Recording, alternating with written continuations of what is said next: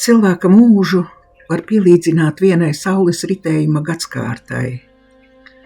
Sākot ar pirmajiem ziņkāri sasniem agrā pavasarī, ziedēšanas prieku maijā un jūnijā, nebeidzamām rūpēm par saviem mīļajiem brieduma gados un atvasaras saule, bet varbūt miglu dzīves rudenī. Šis būs stāsts par mūsu māmulītes mūža baltajām un netik baltajām dienām, sākot no 1924. gada 1. aprīļa līdz pat 2004. gada 1. jūnijam. Par 8 gadu desmitiem, pareizāk gan būtu sacīt, par tām drumslām, kas paglābušās manos, Alda un Aijas atmiņā apcirkņos. Patiešām par drumslām, jo tik daudz kas pagaisis nebūtībā. Un nav vairs kam pajautāt, kā tad patiesībā tur bija.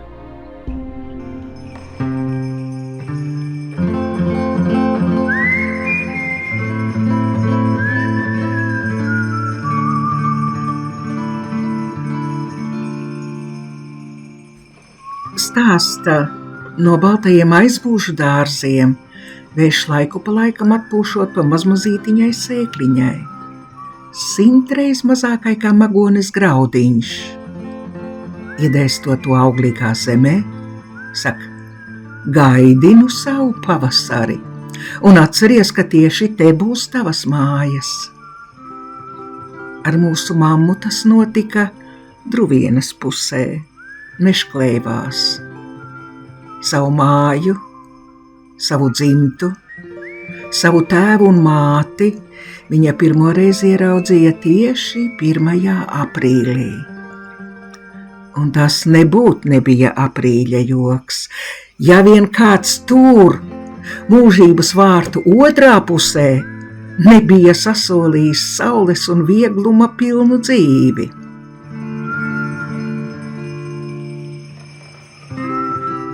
Kad mamma ieradās šajā pasaulē, tēvs Augusts, stalts un izskatīgs vīrietis, muzikants, trubāpūtējs, un māte Marta deva viņai Mildas vārdu un iepazīstināja ar vecāko brāli Edgaru.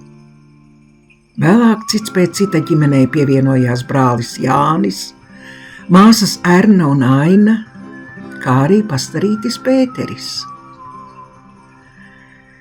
Patiesi, bērniem bagāta ģimene. Visus vajadzēja paēdināt, apģērbt, izskolot. Vecākajiem nācās pieskatīt jaunākos, un agri, ļoti agri, radināties pie darba.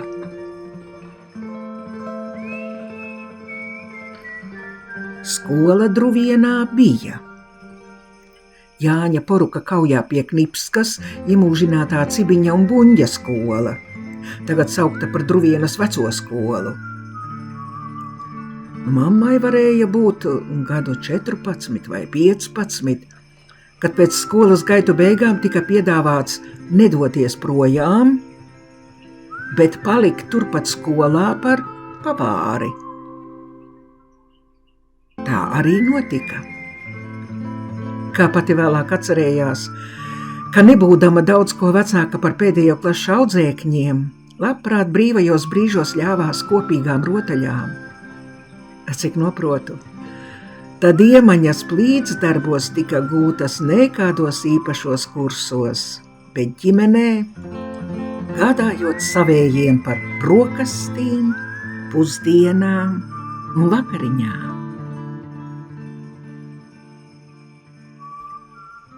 40. gados mamma bija dabūjusi darbu Druvienas pagasta mājā. Un tas bija laiks, kad zemē pārvēlās okupācijas režīma deportāciju vilnis. Mamma stāstīja, ka netika pat meklēti nekādi vainas pierādījumi. Par arestēšanas pamatu varējusi kalpot materiālā labklājība, nodarbošanās, piederība zemesargiem brīvvalsts laikā, vai pat nodevīgs skaudži uzrakstīts ziņojums.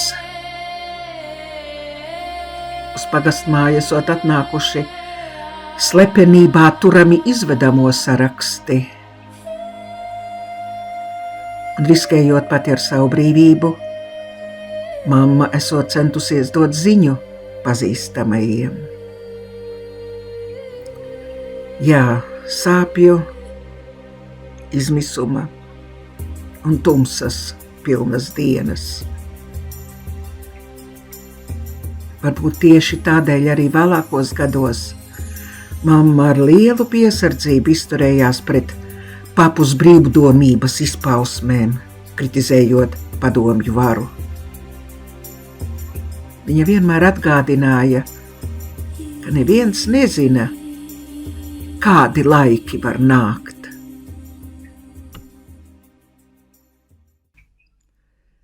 Lai kādiem režīmiem par spīti, jaunības gadi, tas ir ziedēšanas un cerību laiks. Pats skaistākais laiks vai ikviena cilvēka mūžā. Tāpēc tagad par to, kā mamma satika papu, vai arī otrādi, kā papus atrada mammu.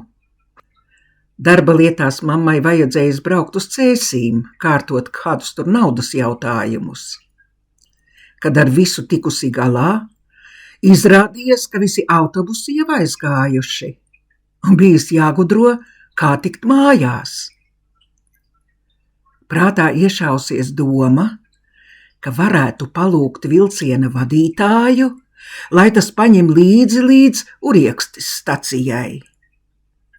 Papus tolaik strādājis uz dzelzceļa par mašinista palīgu. Kāds pagodinājums, palīgs noturēts par pašu mašinistu. Kā var atteikt jaunai, simpātiskai ķibelē nonākušai meitenei? Ar to arī viss sācies. Vēlāk tētis stāstīja, kā no Lizuma stacijas uz Druvienu gājis pie mammas ciemos. Nakti pārlaidis zem eglītes. Tā ka Ēviļu dzimtas mājā ieradies pāgrā rīta stundā un mammu pārsteidzis maizes mīcīšanas darbā. Tālākais jau bijis tikai laika jautājums. Kāzu nebijis, sarakstījušies pa kluso.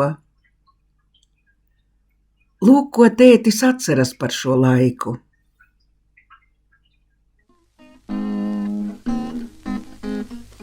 Jo mēs sagājam kopā.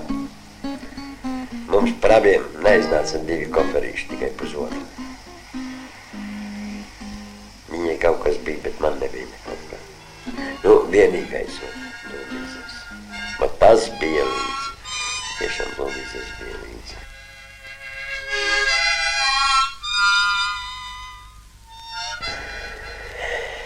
Jā, un tas, kas šodien mums ir, es saku lielāko paldies savai sievai. Viņai daudz pacietusi, daudz zobus sakodusi. Viņa gājusi manām grūtībām līdzi.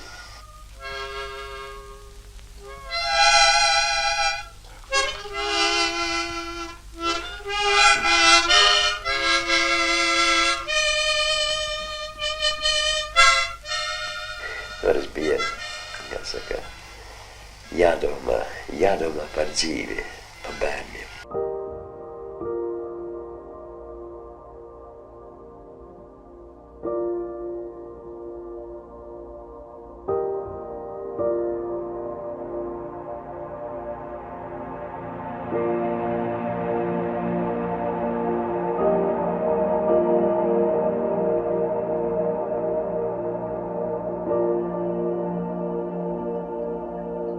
Aiņa piedzima Galgauskas Vītoliņos. Mamma tolaik strādāja par pavāri skolā. Ar lielu mīļumu viņa vienmēr pieminēja veco reķu māti, kura mēdza izlīdzēt nevienā sarežģītā brīdī. Pamatakmens stiprai ģimenei nu bija ielikts. Patiesi, vajadzēja domāt ne tikai par savu, bet arī par mazulītes nākotni. Izpriecām māsu un draudziņu pulkā laika palika mazāk un mazāk. Darbs un ģimene prasīja savu. Papus gan bija liels joku Pēteris, kādā no radu sajieta reizēm notēlojas vājdzirdīgo, nemitīgi pārjautātams par sacīto. Vēl ilgi pēc tam radiņi sūkstījušies, ka Mildiņa apprecējusi kurlu vīru. Es pasaulē ierados, kad mamma ar papu dzīvoja Galgauskas Sīļos, netālu no Rimstavām. Šo laiku, protams, neatceros. Kā pa miglu atminos bērnu dārzu, kurā mamma atkal saimniekoja pa virtuvi. Es esot bijusi nejauka, kodusi, ja kas nepaprātām, tad tikusi piesieta kā šunelis pie gultas kājas. Sīļos mums bija plušķains šunelis vārdā Deka. Kad man gadījies piečurāt uz grīdas, ņēmusi un ar deku saslaucījusi savu nedarbu. Esot bijušas 2 kaziņas, bet, diemžēl, tās abas ugunsgrēkā sadegušas. Jau labāk atmiņās saglabājies tas laiks, kad pārcēlāmies dzīvot uz Oškalniem. Tur bija mākslīgās apsēklošanas punkts un mamma kopa buļļus. Tie bija vareni tēvaini ar ciltsrakstiem. No nebūtības uznirst vārdi Cillis, Egons, degunā riņķi un pie stangas. Tikai tā varēja valdīt, ja vajadzēja aizvest uz ganībām. Noskatījusies, kā tā apsēklošana notiek, arī es ar sērkociņu mēģināju apsēklot savu rotaļu bruņurupuci.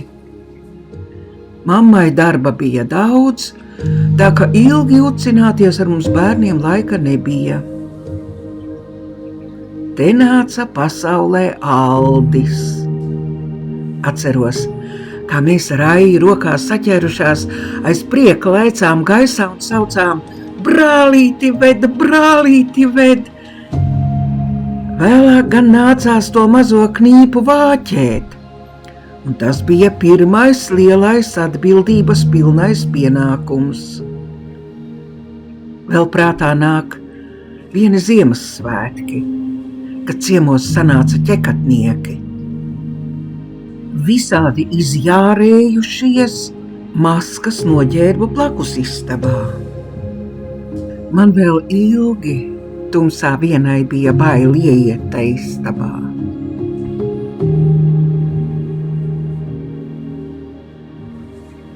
Laikam jau bijām rada gājputniem, jo pēc dažiem gadiem pārcēlāmies dzīvot uz Elderiem. Tur pagalmā bija ferma, un mamma kopa gotiņas. Te pirmoreiz arī es pamēģināju slaukt. Kamēr mamma visu grupu, es vienu pašu mīkstāko. Atceros, ka te mamma par darbu tika apbalvota ar medaļu. Netiku gan nereiz redzējusi, ka mamma savu goda zīmi kādreiz būtu piespraudusi pie apģērba. Kādu dienu netālajā cūku fermā izcēlās ugunsgrēks. Visi piedalījās dzēšanā. Pēc kādas nedēļas no Rīgas atbrauca kinogrupa, sakūra uguni, sataisīja dūmus, un visiem vajadzēja tēlot ugunsgrēka dzēšanu. Tā mamma ar papu tika iemūžināti kinožurnālā. Kādā maija dienā Gulbenes rajona kolhozā kopdarbībā izcēlās ugunsgrēks. Iemesls aizsērējušais dūmvats. Dega cūku kūts. Cilvēki, kas atradās tūmā, nemirkli nešaubīdamies, metās glābt.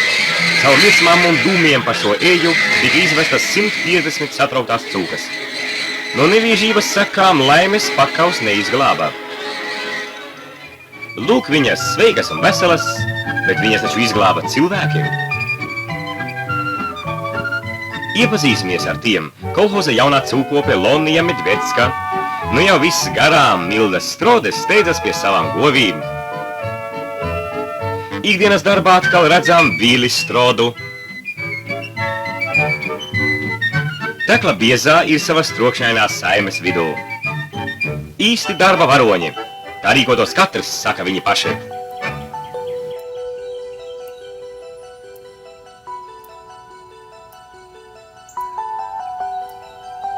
Cits pēc cita aprecējās mammas brāļi un māsas. Radu saime kļuva arvien kuplāka.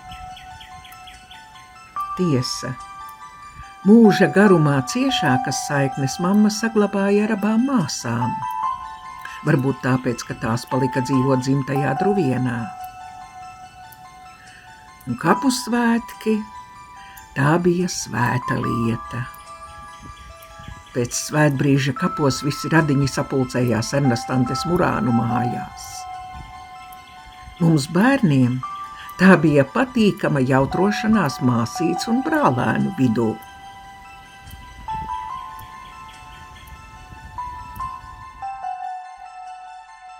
Nākamā mūsu apmešanās vieta bija Jaungulbenes pusē, Obravā, tēlnieka Induļa Rankas dzimtajās mājās.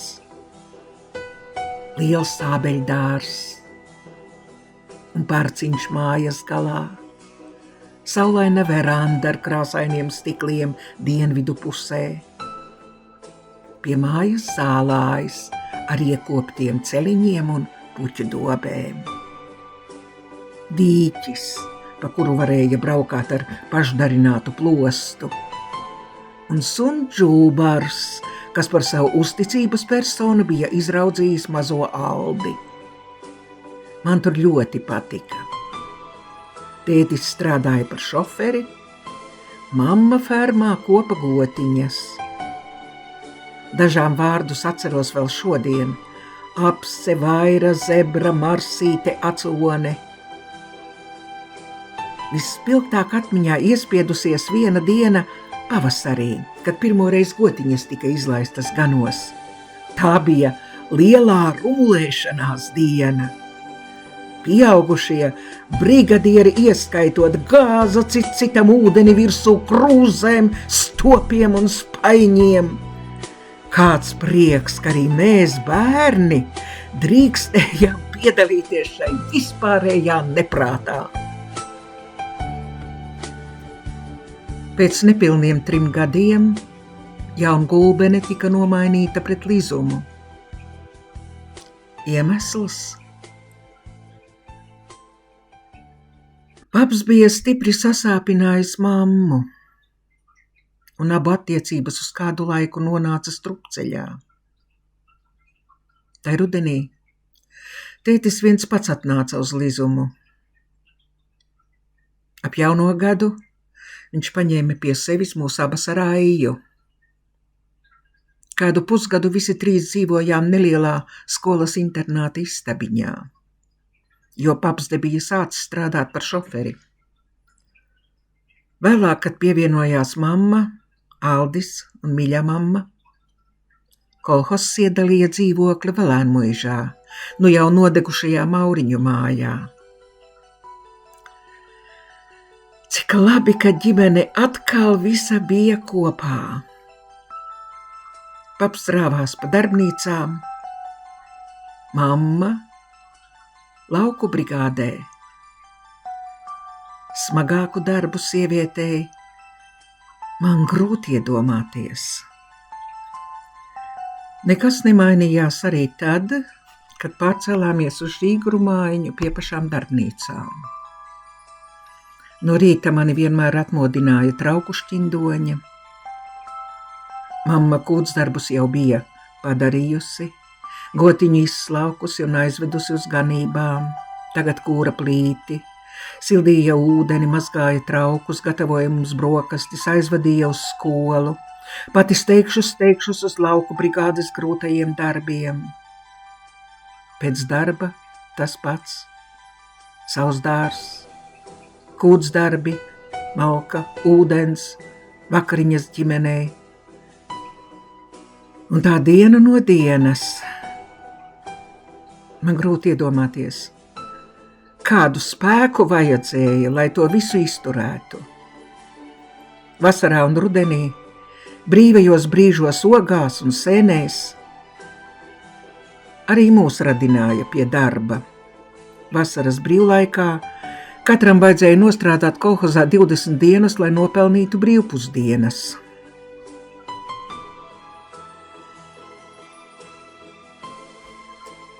Par trešo dzīves vietu Valēnmuižā kļuva Gatves, jeb jaunās mājas pašā ceļa malā. Kolhozs tās bija ceļis saviem vidējā posma speciālistiem, kas ar laiku pārcēlās dzīvot uz Lizuma centru. Mamma par naktīm dežūrēja Valēnmuižas fermā. Mēs bērni jau bijām izauguši.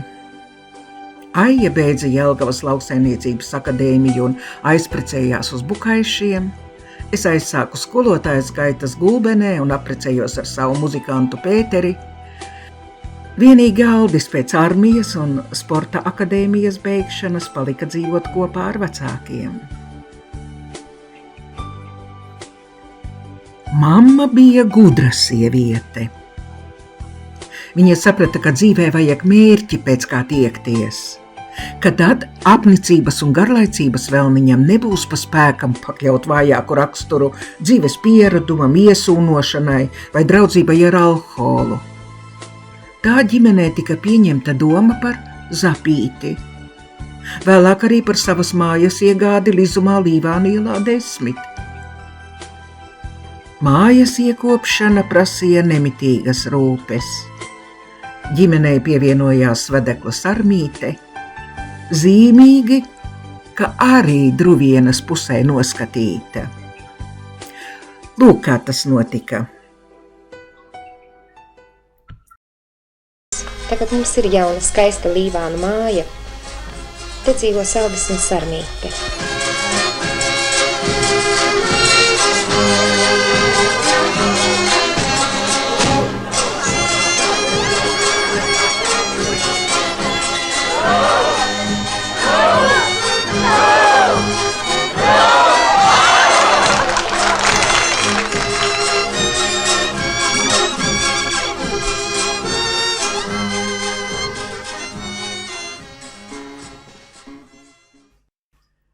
Sarmīte strādāja skolā. Cits pēc cita pasaulē nāca Indra, Ilva, Andis un Madara, Lizuma mājas jaunā paudze.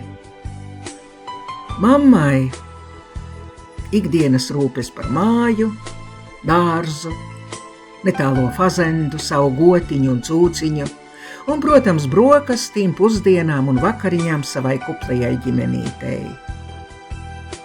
Kad aizbraucu paciemoties, mamma nekad nepalaida projām bez ciema kukuļa un kāda dāliju vai flokšu pušķa, kas nu kuro reizi dārzā bija izaudzis.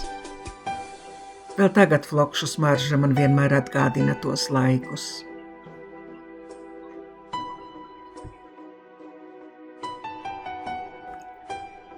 Mammas veselība jau tolaik sāka krietni pieklibot. Smagais darbs kolhozā nebija palicis bez sekām. Apdarījusi mājas soli, arvien biežāk mamma savā istabā atlaidās gultā. Kad guļu, tad man nekas nesāp, tā viņa teica. Mammai patika būt mežā.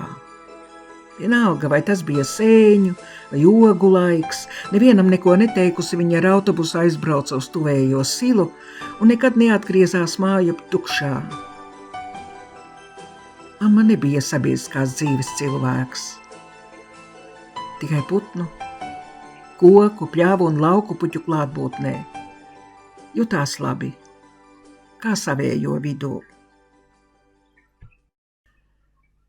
Mūža pašā nogalē, sieniņa starp šo pasauli un to mums neredzamo dimensiju, kļuva tik plāna, ka bieži bija grūti saprast, kurā no tām mamma atrodas. Mums neredzami pie viņas ciemojās paziņas no pagātnes, svešinieki un svešinieces, kas pēdu nospiedumus neatstādami staigāja pa dārzu, kurināja tur uguni un visādi citādi satrauca mammas prātu. Pēc 8 šai pasaulē nodzīvotiem gadu desmitiem viņa pamazām gatavojās pārcelties uz to smalko pasauli, kas tautā izsenis dēvēta par aizmūža dārziem. Dvēseles aizceļošana notika pašā vasaras vidū, 2004. gada 1. jūnijā. Bet tā daļa, kas no zemes bija nākusi, tika apglabāta silakapos, un tas ir pavisam netālu no mammas iemīļotajām sēņu un ogu vietām. Pēc 6 gadiem viņai pievienojās arī papus.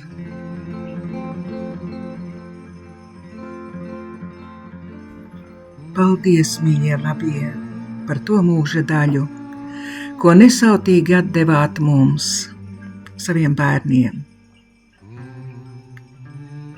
Un nobeigumā gribu teikt vēl vienu paldies savā un domāju arī māsas Aijas vārdā. Brālim Aldim, Sarmītei un vēlāk arī Zeltītei par tām rūpēm, gādību, pacietību, sapratni un visāda veida atbalstu pašiem tuvākajiem mana mūža cilvēkiem, mammai un tētim. Īpaši jau tai laikā, kad viņiem sāk aptrūkt pašiem savējo spēku, lai noturētos līdzsvarā šai nebūt nekomfortablajā pasaulē. Tautā saka, ka cilvēks dzīvojot tik ilgi, kamēr vien kāds viņu atceroties. Mēs vēl atceramies. Un ļoti gribas ticēt, ka arī pēc mums jums abiem sūtītā atmiņu gaisma nekur nepazudīs. Un kas to lai zina? Varbūt patiešām būs kādas dīvainas krustceles, kurās mēs visi atkal necerēti sastapsimies.